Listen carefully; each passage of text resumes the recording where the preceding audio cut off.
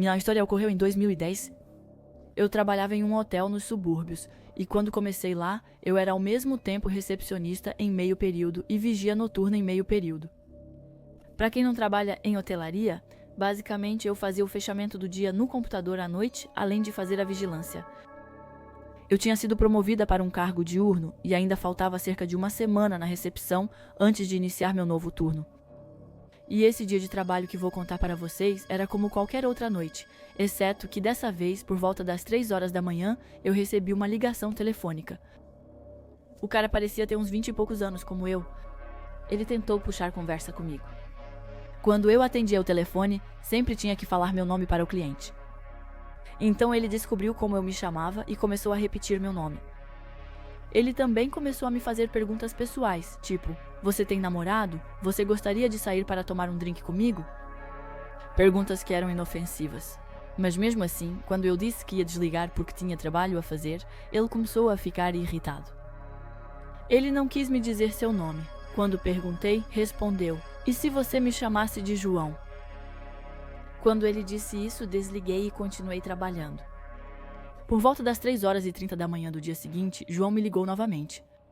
Ele me convidou para sair novamente para tomar um drink, o que recusei e então desliguei rapidamente. Ele ligou de volta cerca de 5 vezes naquela noite, ficando cada vez mais grosseiro nos comentários, só tentando me fazer conversar. Ele terminou a última ligação dizendo: vejo que você gosta de cantar, vai ao karaokê, não é? Eu também adoro, vamos juntos um dia. Na verdade, ele me encontrou no Twitter, onde eu tinha postado sobre a saída com meus amigos algumas noites antes. Eu apenas postei sobre nossa noite de karaokê. Perguntei como ele conseguiu meu nome completo e me encontrou, mas não quis me contar. Desliguei novamente e ele parou, pelo menos naquela noite. Apaguei todas as minhas contas nas redes sociais, incluindo meu Twitter. Quando meu chefe chegou às 7 da manhã, contei a ele o ocorrido. Também informamos nossa diretora e meu agente de segurança, que incluiu isso no dossiê. Felizmente, eu só trabalhava 2 noites por semana, mas quando voltei na última semana que deveria trabalhar, John estava de volta. As ligações telefônicas começaram por volta das 3 horas da manhã e duraram cerca de 1 hora. Mas desta vez, foi um pouco diferente. John ficou bravo porque eu excluí minhas contas, então ele não podia mais me vigiar e garantir que eu não estava traindo ele. Eu disse para ele não me ligar mais, que meu segurança atenderia minhas ligações daqui para frente e para me deixar em paz. Ele não disse nada por alguns segundos, depois gritou: você vai ficar comigo, queira ou não, eu vou aí te buscar. E ele desligou, claro, eu liguei para a polícia. Felizmente, eu estava com meu segurança, então não estava totalmente só naquela noite. Ainda bem que a polícia chegou minutos depois, pois João talvez já estivesse a caminho. Liguei para o meu supervisor, que tinha saído às 23h, e ele me acalmou pelo telefone. Um policial gentil permaneceu até o fim do meu expediente. Com isso, eu disse ao meu chefe que mesmo que só me restassem alguns dias para cumprir, eu não podia, e principalmente não queria cumpri-los. Felizmente, eles foram compreensivos e fui transferida para o turno diurno. Também enviei um e-mail a todos avisando que se alguém ligasse para mim, era só ignorar e transferir para a diretora. Felizmente, tudo cessou depois, com exceção de algumas ligações recebidas pelo segurança durante uma semana. Mas ele foi esperto e disse ao perseguidor ao telefone que eu tinha pedido demissão por causa dele, e meu perseguidor nunca mais me ligou. Isso aconteceu no outono de 1993, eu tinha 20 anos. Para você entender o contexto, isso foi antes de eu começar meus estudos e eu trabalhava à noite no departamento de preparação de materiais, em uma fábrica que produzia plástico. Eu era a única mulher no departamento e meus colegas homens inicialmente duvidavam da minha capacidade de lidar com o trabalho. Mas provei que tinha meu lugar ali e que podia fazer o trabalho. Foi um trabalho difícil, mas por outro lado, foi positivo, porque me deixou em ótima forma. Nunca estive tão saudável na minha vida. Foi por volta dessa época que terminei com meu namorado. Violento, ele era verbalmente, emocionalmente e fisicamente abusivo, e além disso, era alcoólatra. Também foi por causa disso que precisei procurar um emprego, e provavelmente é por isso que acabei nessa empresa. Terminei meu trabalho por volta de 1h30 da manhã. Parei em um posto de gasolina local para abastecer meu carro que estava quase sem combustível. Enquanto eu abastecia, uma mulher da minha idade se aproximou. Ela parecia nervosa e assustada. Ela me disse que estava na casa do namorado e que eles tinham brigado, ele tinha sido violento com ela. Eu te disse também, eu já tinha passado por isso, então imediatamente senti empatia por ela. Ela tinha ido ao posto de gasolina para usar o telefone público e ligar para alguém ir buscá-la. Quando a ouvi me contar sua história, totalmente assustada, é claro, eu quis ajudá-la.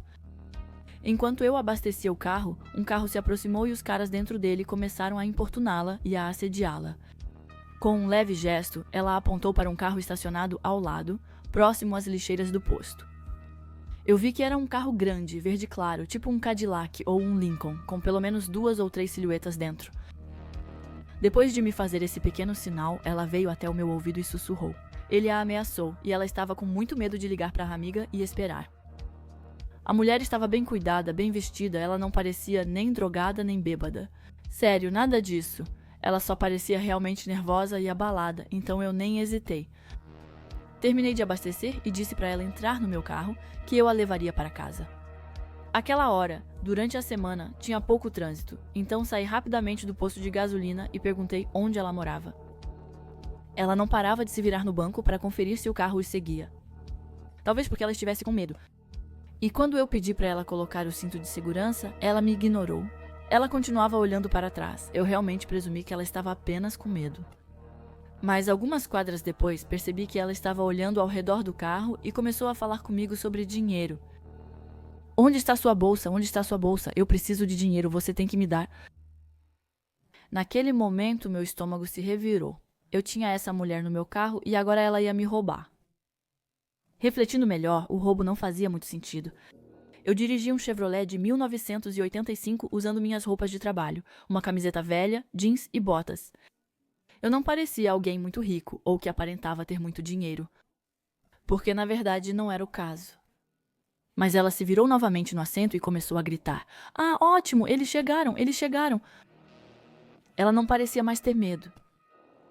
Eu olhei pelo retrovisor e, de fato, o carro verde claro que estava no posto estava bem atrás de nós. Ela começou a rir e a pular no assento, provavelmente de empolgação. Ela ria como uma louca mesmo. Ela começou a abrir o porta-luvas, a vasculhar meu carro, ela até olhou no banco de trás para procurar minha bolsa ou uma carteira. Ela tinha mudado e me contava os planos daqueles caras para mim. Agora, se eu tivesse sido inteligente, eu simplesmente teria dirigido até a delegacia. Mas, na verdade, se eu tivesse sido realmente inteligente, eu teria chamado a polícia ainda no posto de gasolina e esperado com ela. De fato, teria sido a atitude mais sábia. Mas, infelizmente, nada disso me ocorreu naquele instante. Na hora, eu só fiquei realmente muito brava. Notei 3 coisas cruciais que poderiam me resgatar. Primeiro, havia um cruzamento com vento, com carros de cada lado esperando para passar o sinal. O sinal deles permanecia vermelho e o nosso acabara de ficar amarelo. Em segundo lugar, eu tinha uma faca reserva para o trabalho no compartimento da porta do motorista. E terceiro, a maluca ainda não tinha posto o cinto.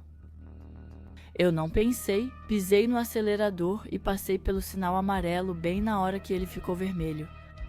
Olhei para trás para verificar se o carro verde ainda me seguia. Mas o trânsito cruzando o cruzamento tinha acabado de começar a se mover, e eles não conseguiram passar.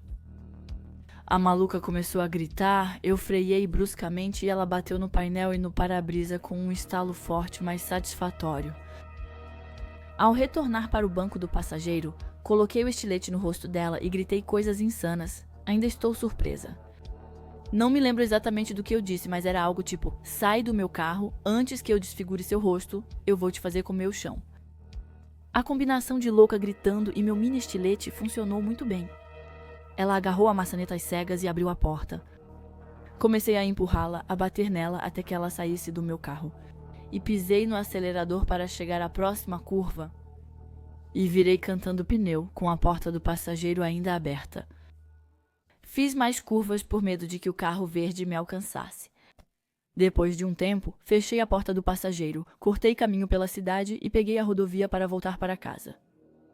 Comecei a tremer depois de apenas 5 minutos na rodovia. Foi nesse momento que percebi o ocorrido. Eu parei no acostamento para me acalmar e depois dirigi até em casa. Contei para minha irmã, com quem estava morando após o término, tudo o que tinha acontecido. Ela me deu um abraço bem apertado. Ela tentava me acalmar, mas ao mesmo tempo gritava comigo, dizendo que fui burra de levar essa mulher no carro. Naquele dia, fiquei extremamente feliz por alguém ter gritado comigo.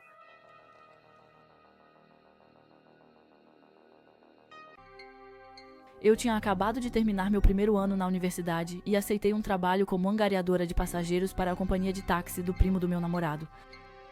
Na primeira semana e meia, trabalhei principalmente 2 dias, até que o proprietário decidiu expandir o horário para 24 horas por dia, 7 dias por semana.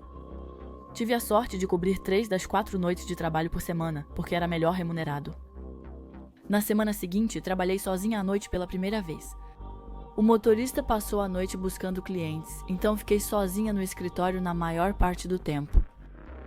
Eu estava confortável trabalhando sozinha à noite, pois já tinha experiência em um café 24 horas. Eu já estava acostumada com esse horário e, por ser uma noite de quarta ou quinta-feira, não estava muito movimentado. O melhor desse trabalho era que meu chefe me deixava jogar videogame no computador. Do escritório onde eu estava, podia ver a porta de entrada, parte do balcão e a maioria das janelas da frente. Então, mesmo no computador, eu ainda conseguia acompanhar o que rolava lá fora. Além disso, o sino sobre a porta sempre me avisava quando um novo cliente chegava.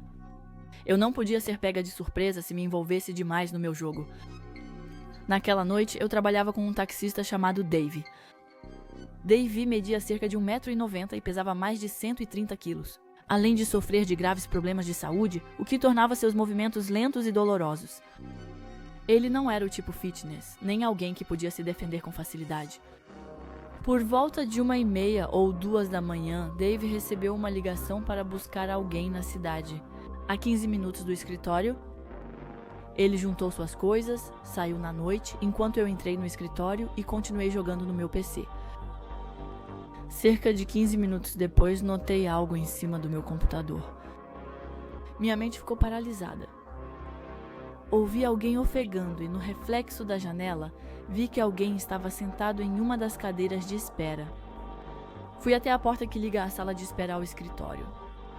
Um homem com uma grande cauda de rato entrou furtivamente no escritório. E agora estava sentado em uma das cadeiras, com o rosto enterrado nas mãos, ofegando alto. O cara estava sujo, suando e parecia que tinha corrido uma maratona. O corte de cabelo dele com aquele rabinho de rato deveria ter me alertado, mas achei mais hilário do que assustador. O cara... Alguns instantes se passaram e finalmente criei coragem para perguntar se ele precisava de um táxi. Ele não me respondeu, então perguntei de novo. Quando ele levantou a cabeça para me olhar, eu imediatamente recuei. Seu rosto estava arranhado, ensanguentado e ferido. Fiquei tão chocada que imediatamente ofereci ajuda a ele. Ele me respondeu: estou bem, não preciso de ajuda, só quero ir para casa. Eu perguntei a ele se precisava de um táxi, e, em caso afirmativo, para onde ele estava indo. Ele disse que morava a cerca de 20 minutos dali, e queria que Dave o levasse para casa. Dali em diante, as coisas ficaram estranhas. Chamei Dave pelo rádio para avisar que havia um cliente no escritório e que ele queria um táxi. Ele disse que chegaria em cerca de 10 minutos. Mantive a mão no telefone caso o cara fizesse algum movimento brusco. Decidi ficar na frente, onde 2 grandes janelas de vidro permitiam ver facilmente o que acontecia lá dentro, em vez de voltar para o escritório. Nunca sabíamos o que poderia acontecer. Eu não me sentia realmente ameaçada por esse cara, mas ele parecia muito bravo com algo, então era um pouco imprevisível. Então eu queria garantir que, se algo me acontecesse, as pessoas pudessem ver. Então fui para a sala de espera, e à medida que eu me aproximava do senhor, vi que ele não estava sangrando só da cabeça, mas também do ombro e do joelho. Perguntei novamente se ele estava bem, ofereci ajuda para chamar uma ambulância para ele, mas isso foi uma má ideia. Eu não preciso disso. Não é como se eu tivesse matado alguém, não é? Eu nunca matei ninguém. Não chame ninguém. Não precisa chamar ninguém. Eu só quero ir para casa. Eu fiquei chocada e respondi para ele: me desculpe. Notei que você está sangrando muito. Talvez seja bom verificarmos seus ferimentos. Não é necessário ligar. Ele me respondeu. Eu não matei ninguém, eu juro, por favor, não chame a polícia. Eu não preciso da polícia. Eu não matei ninguém. Eu só quero ir para casa. Eu não matei ninguém. Houve um silêncio por alguns minutos. Ele percebeu o telefone fixo que eu segurava na mão, e então ele se justificou. Eu caí, é por isso que estou sangrando, é isso, é por isso eu caí. Não é como se eu tivesse matado alguém. Ele se levantou de repente, começou a andar impaciente em direção ao táxi dele. E aí eu comecei a surtar. Agora havia sangue na cadeira e no chão. Eu ainda segurava meu telefone na mão, e de vez em quando ele quebrava o silêncio com mais uma série de incoerências, afirmando que não tinha feito nada de errado porque não tinha matado ninguém, e que eu não precisava chamar a polícia porque ele era um cara legal. Finalmente, Dave ligou pelo rádio para dizer que estaria lá em 2 minutos, e aí eu suspirei de alívio. Quando ele chegou na frente do escritório, o homem entrou no carro e partiram. Fiquei aliviada por mim, mas comecei a me preocupar com o Dave. Então liguei para a polícia e dei a placa do táxi. Contei tudo para os policiais, que seguiram o táxi até a casa desse cara, onde eles o prenderam. O homem havia fugido de um bar próximo após agredir fisicamente outro cliente. Até que ponto, porque eu não sei, na verdade nunca soube. Ele tinha ferido o outro com um objeto cortante, eu acho, um canivete ou uma lâmina, e depois fugiu. É verdade que ele tinha caído, por isso se machucou no joelho. Ele conseguiu chegar de táxi ao escritório. Enquanto ele estava comigo no escritório, a polícia o procurava na rua. Tecnicamente, ele estava certo, não tinha matado ninguém. Porém, ele agrediu e tentou matar alguém. Também descobri que outro dos motoristas, Steven, conhecia esse cara desde o ensino médio. Seu nome é Duck, ele tem um passado violento. Ele também tem o hábito de voltar para casa bêbado e quebrar o crânio da esposa. Ele é realmente um homem perigoso. Não sei se foi planejado, mas fico feliz que esse cara tenha sido detido pela polícia naquela noite. A esposa dele não ficou ferida e o cara que foi esfaqueado aparentemente não morreu. Acredito que Doug não morreu, pois ainda o vejo de vez em quando andando pelas ruas com seu incrível carro, o que significa que ele não foi preso.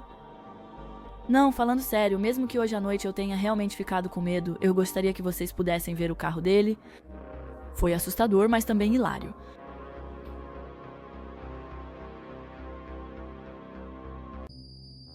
Em 2012, no inverno, eu tinha 18 ou 19 anos. Na época, eu trabalhava em um posto de gasolina em uma cidade média na Inglaterra. Era um bom emprego, com salário decente. Alguém ainda na escola teria adorado meu salário, mas era uma pena que fosse um emprego de fim de semana. Meus amigos se divertiam, embriagavam-se e festejavam.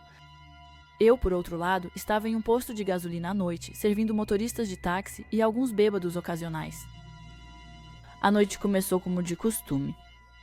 Atender as pessoas, limpar, arrumar as prateleiras era o trabalho de sempre.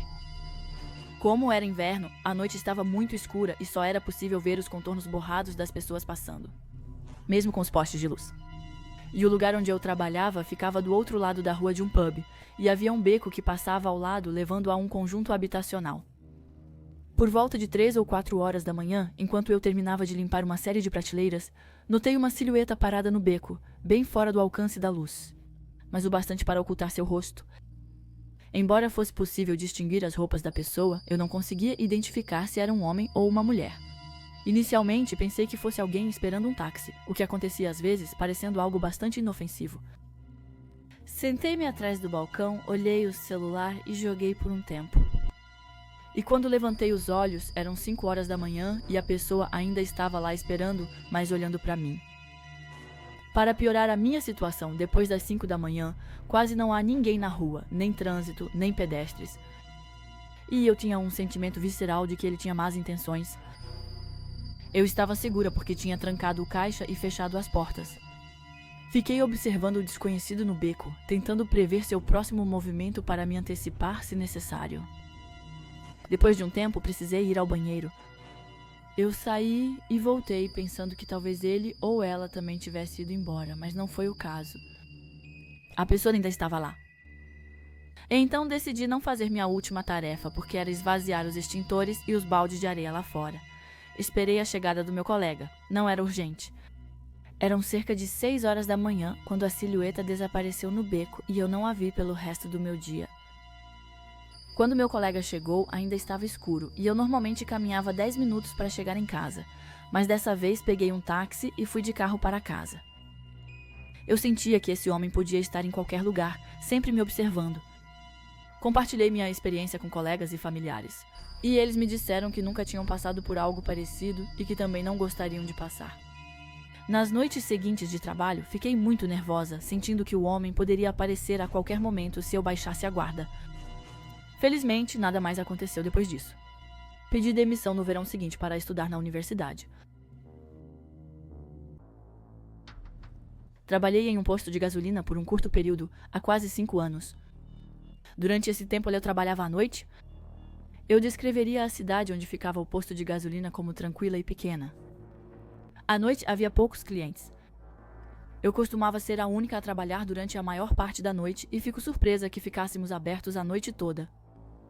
O posto de gasolina ficava ao longo da estrada, não muito longe da rodovia, então atraía um certo movimento, mas realmente não havia outros comércios por perto.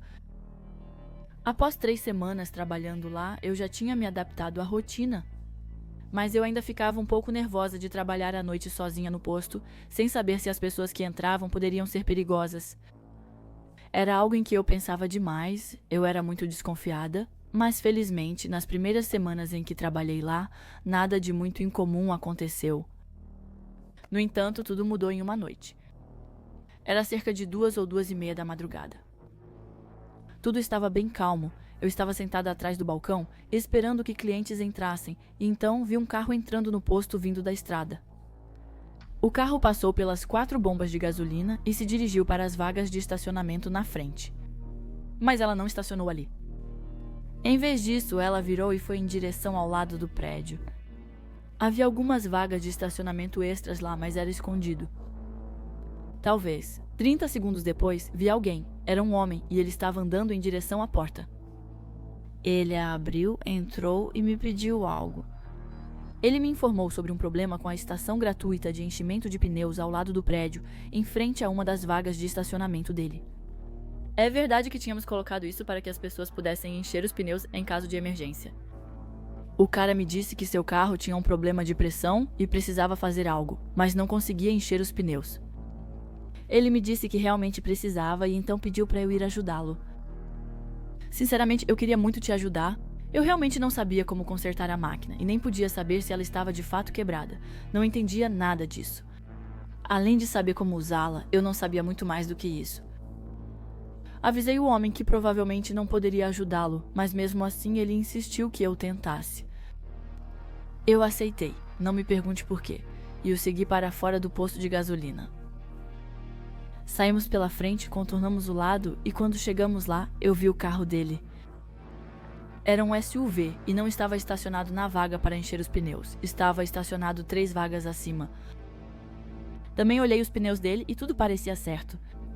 As coisas começaram a ficar bem esquisitas. Além disso, quando chegamos ao calibrador, eu o levantei para ver se não estava quebrado. Eu disse ao homem que tudo parecia funcionar. Ele me disse para tentar mesmo assim, porque para ele não tinha funcionado. Ele pediu que eu explicasse como usá-lo. Eu comecei a explicar para o homem. Ele estava parado ao lado do prédio enquanto eu usava a vaga de estacionamento da máquina. E enquanto eu falava, vi pelo canto do olho que o SUV começou a dar ré. Eu ia perguntar ao homem se aquele carro era dele, mas ele disse para eu continuar explicando sem me preocupar. Comecei a fazer isso, mas foi aí que ouvi um rangido repentino de pneus. E quando virei a cabeça e olhei para o lado, vi o famoso SUV, que eu achava que era dele, vindo em minha direção. Eu não sei como consegui me salvar. Pulei para fora do caminho, cheguei na calçada do lado, bem antes do carro me atropelar. O carro acabou batendo na bomba de ar, depois rapidamente virou de lado e eu vi que ele começou a dar ré. Eu me levantei, corri até a porta do posto de gasolina. O outro homem que estava conversando comigo já tinha fugido. Entrei no posto de gasolina e imediatamente tranquei as portas. O carro deu meia volta e voltou para o lado. Tranquei as portas e então vi o carro acelerar para fora do estacionamento e voltar para a estrada. Mantive a loja fechada por um tempo, com as portas trancadas. Ninguém tentou entrar durante esse período. Liguei para a polícia, que chegou logo depois. Ela registrou todas as informações que forneci. Tínhamos câmeras de segurança, mas infelizmente nenhuma mostrava esse lado do prédio. Uma câmera de um posto de gasolina captou o carro saindo em alta velocidade, mas a qualidade não permitiu identificar a placa. Tudo o que pude fornecer foi a marca e o modelo do SUV, além de uma descrição do homem. Esse incidente foi o bastante para eu deixar o trabalho. No dia seguinte, entreguei meu aviso prévio de 2 semanas e consegui outro emprego. Trabalhar à noite em um posto de gasolina não era minha praia. Respeito muito quem trabalha à noite. Não sei por que esses caras tentaram me atropelar. Poderia ter me machucado seriamente naquela noite, mas felizmente está tudo bem.